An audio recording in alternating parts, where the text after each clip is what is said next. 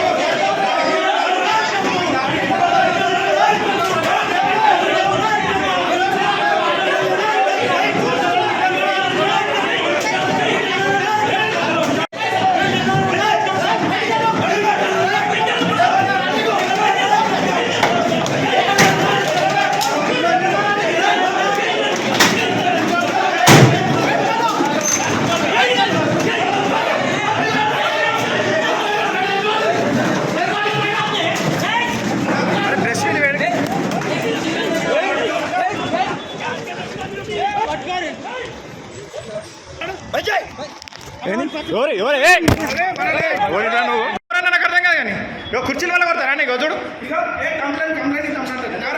అన్ని రికార్డ్ అయినాయి.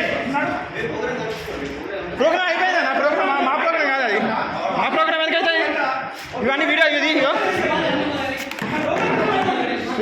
ఈ లోగా చూడు.